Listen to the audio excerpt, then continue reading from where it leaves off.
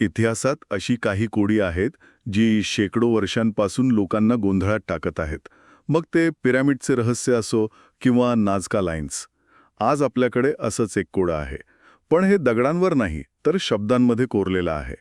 डॅनियलच्या पुस्तकातील 70 आठवड्यांची भविष्यवाणी. हे एक प्रकारचं प्राचीन कालगणनेचं कोडं आहे जे गणित, इतिहास आणि भविष्य या तीनही गोष्टींना एकत्र जोडतं. आपल्याकडे या विषयावर काही अभ्यासपूर्ण नोंदी आहेत ज्यात हे कोडं सोडवण्याचे अनेक मार्ग दाखवले आहेत. आपलं आजचं ध्येय हेच आहे की या गुंतागुंतीच्या भविष्यवाणीच्या आत दडलेले धागेदोरे उलगडणे, त्यातील वेगवेगळ्या व्याख्या समजून घेणं आणि हे पाहणं की हे प्राचीन गणित आपल्याला कुठे घेऊन जातं. चला तर मग या शब्दांच्या रहस्यात खोलवर जाऊया. नक्कीच. आणि या रहस्याची सुरुवातच एका मोठ्या प्रश्नाने होते. या भविष्यवाणीचा आरंभबिंदू म्हणजे जेरुशलेमच्या पुनर्बांधणीचा हुकूम नक्की कोणत्या वर्षी दिला गेला यावर कोणाचंच एकमत नाही. हा या कोड्यातला पहिला आणि सगळ्यात महत्त्वाचा व्हेरिएबल आहे. या एका गोष्टीवर पुढचं सगळं गणित अवलंबून आहे. ठीक आहे, तर मग आपण एका गुप्तहेराप्रमाणे या कोड्याचे तुकडे एक एक करून तपासूया. आपला पहिला सुगावा आहे जेरुसलेमच्या पुनर्बांधणीचा आदेश. या नोंदीनुसार या आदेशासाठी 2 मुख्य शक्यता आहेत, बरोबर? बरोबर. एक शक्यता म्हणजे पर्शियन राजा अर्थशस्त्र याच्या कारकिर्दीचे 7वे वर्ष आणि दुसरी शक्यता म्हणजे त्याच्याच कारकिर्दीचे 20वे वर्ष. या दोन्ही घटनांसाठी ऐतिहासिक पुरावे आहेत, त्यामुळे दोन्ही शक्यता नाकारता येत नाहीत. आणि इथेच पहिली अडचण सुरू होते. कोणती अडचण? कारण या 2 तारखांमध्ये तब्बल 13 वर्षांचा फरक आहे. 13 वर्षांचा? म्हणजे सुरुवातीलाच आपल्याकडे 2 वेगवेगळे रस्ते आहेत. पण मला वाटतं खरी गुंतागुंत तर पुढे आहे. या विश्लेषणात एक मुद्दा मांडला आहे जो मला खूपच आश्चर्यकारक वाटला. वर्ष या शब्दाच्या व्याख्येबद्दल. आपण 1 वर्ष म्हणजे 365 दिवस समजतो, पण इथे तसं नाहीये. अगदी बरोबर. इथेच या कोड्याची दुसरी, अधिक रंजक बाजू समोर येते. या नोंदींमध्ये बायबलमधील 360 दिवसांच्या भविष्यकालीन वर्षाची म्हणजे प्रॉफेटिक इयर ची संकल्पना मांडली आहे. हे आपल्या 365.242 दिवसांच्या सौरवर्षापेक्षा वेगळा आहे. हो, फरक तर आहे. हा फरक आपल्याला छोटा वाटू शकतो, पण जेव्हा आपण शेकडो वर्षांचा हिशोब करतो तेव्हा तो खूप मोठा होतो. एक मिनिट, पण हे 360 दिवसांचं वर्ष वापरणं कितपत प्रमाणित आहे? म्हणजे हे फक्त सोयीसाठी केलेलं गणित आहे की त्या काळात खरोखरच असं कॅलेंडर वापरलं जायचं? याचे काही पुरावे आहेत का? कारण या एका गृहीतकावर संपूर्ण भविष्यवाणीचा अर्थ अवलंबून आहे असं दिसतंय. हा खूप महत्त्वाचा प्रश्न आहे. या नोंदींनुसार हा 360 दिवसांचा वर्ष हा दैनंदिन वापराचा कॅलेंडर नव्हता. ही एक व्याख्या आहे जी बायबलमधील इतर भविष्यवाण्यांच्या रचनेवरून घेतली आहे. तिथे 30 दिवसांचे महिने आणि 12 महिन्यांचे वर्ष असा पॅटर्न दिसतो. त्यामुळे हा एक प्रकारचा इंटरप्रिटेशन किंवा अर्थ लावण्याचा भाग आहे. पण त्याचा परिणाम प्रचंड आहे. तो परिणाम नेमका काय आहे? गणितात किती फरक पडतो? खूप मोठा. बघा, भविष्यवाणी 69 आठवड्यांची आहे, म्हणजे 483 वर्ष, बरोबर? हो. जर आपण हे भविष्यकालीन वर्ष म्हणजे 360 दिवसांचं वर्ष मानले तर 483 वर्षांचं रूपांतर आपल्या सौर वर्षामध्ये केल्यावर ते अंदाजे 476 वर्ष होतात. म्हणजे थेट 7 वर्षांचा फरक पडतो. अगदी बरोबर. हा 7 वर्षांचा फरकच सगळ्या समीकरणाला बदलून टाकतो. अरे वा, म्हणजे फक्त वर्ष या शब्दाची व्याख्या बदलल्याने संपूर्ण कालगणना जवळजवळ एका दशकाने बदलते. हे तर अविश्वसनीय आहे. यावरून हे लक्षात येतं की प्राचीन ग्रंथांचा अर्थ लावताना आपण गृहीत धरलेल्या गोष्टी किती महत्त्वाच्या ठरतात. हो ना. आपला वेळेचा दृष्टिकोन आणि त्यांचा दृष्टिकोन यात जमीन आसमानाचा फरक असू शकतो. आणि इतकंच नाही, यात आणखी एक तिसरा व्हेरिएबल आहे. अजून एक? हो, तो म्हणजे राजा अर्थशस्त्र सिंहासनावर नक्की कधी बसला यावरही इतिहासकारांमध्ये एकमत नाही. काही जण इसवी पूर्व 464 साल मानतात, तर काही इसवी पूर्व 474. या 10 वर्षांच्या फरकामुळे आपल्या सुरुवातीच्या तारखेत पुन्हा बदल होतो. खरं सांगायचं तर हे एखाद्या गुप्तहेर कथेसारखं वाटतंय.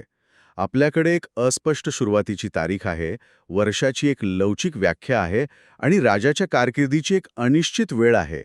हे गणितापेक्षा जास्त डिटेक्टिव्ह वर्क वाटते, ज्यात पुरावे अपुरे आहेत. तुम्ही अगदी योग्य शब्दात मांडलंय. हे एक ऐतिहासिक आणि गणितीय कोडा आहे, ज्यात अनेक चल आहेत.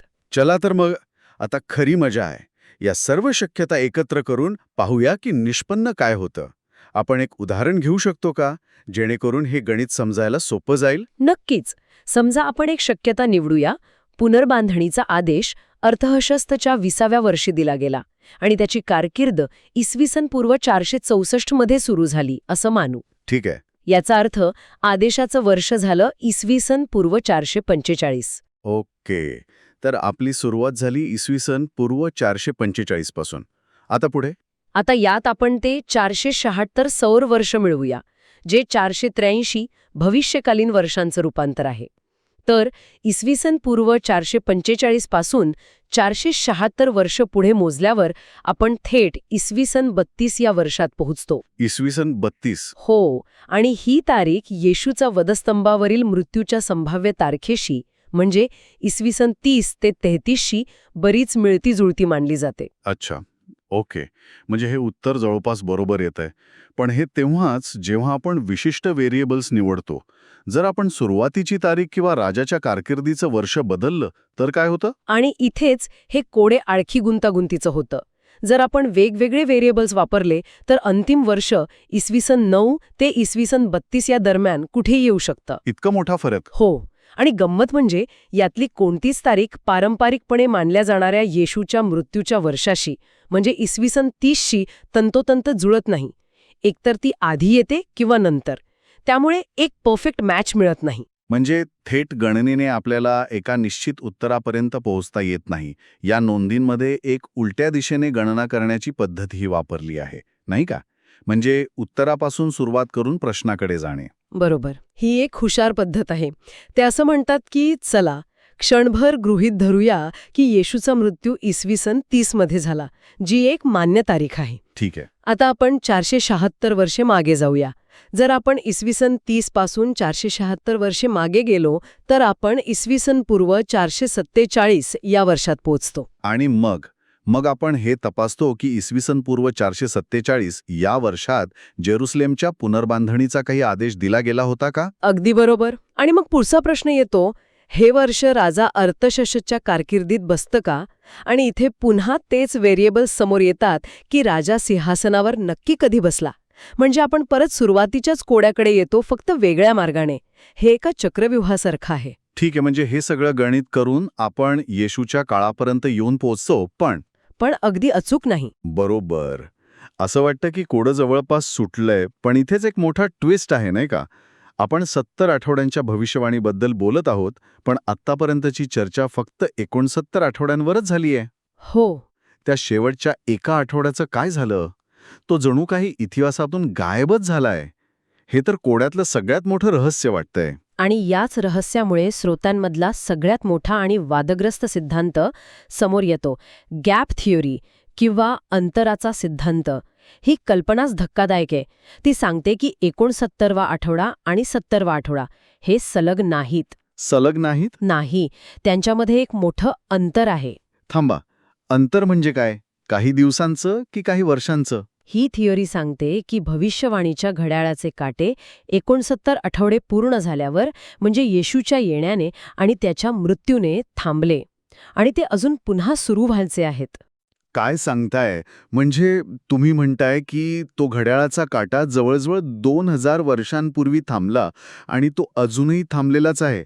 याचा अर्थ आपण सर्वजण त्या भविष्यवाणीच्या 69व्या आणि 70व्या आठवड्याच्या मध्ये जगत आहोत. स्रोतांनुसार हेच त्यांचं मुख्य म्हणणं आहे का? हो, या सिद्धांतानुसार हेच त्याचं सार आहे. आपण त्या गॅप किंवा अंतराल काळात जगत आहोत. 59 आठवडे इतिहासात पूर्ण झाले, पण तो शेवटचा एक आठवडा म्हणजे ती शेवटची 7 वर्ष ही अजून भविष्यात घडायची आहेत. ती मानवी इतिहासाच्या शेवटच्या टप्प्यात येतील. ही कल्पनाच अविश्वसनीय आहे. मग या सिद्धांतानुसार तो थांबलेला घड्याळाचा काटा पुन्हा सुरू कधी आणि कसा होणार? त्या शेवटच्या 7 वर्षांत काय घडणार आहे?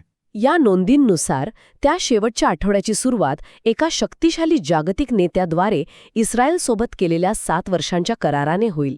या नेत्याला ख्रिस्तविरोधी असं म्हटलेलं आहे आणि त्या काळात देवावर विश्वास ठेवणाऱ्यांचा म्हणजे संतांचा खूप छळ होईल असंही म्हटलं आहे. पण मग ह्या शेवटच्या आठवड्याचा उद्देश काय? फक्त विनाश आणि छळ? नाही, या विश्लेषणात मांडलेला मुद्दा यापेक्षा खूप खोल आहे. त्यांच्या मते या शेवटच्या आठवड्याचा अंतिम उद्देश महान प्रायश्चित्त म्हणजे ग्रेट अटोनमेंट साधणे हा आहे. तुम्ही महान प्रायश्चित्त साधण्याचा उल्लेख केला, याचा नेमका अर्थ काय? हे केवळ पापांची क्षमा करण्यापुरतं मर्यादित आहे की यामागे काहीतरी मोठा वैश्विक उद्देश आहे? चांगला प्रश्न आहे. स्रोतांनुसार हे केवळ क्षमा नाही, याचा अर्थ आहे पापाच्या मूळ संकल्पनेलाच कायमचं नष्ट करणे, जेणेकरून भविष्यात पाप अस्तित्वातच राहणार नाही.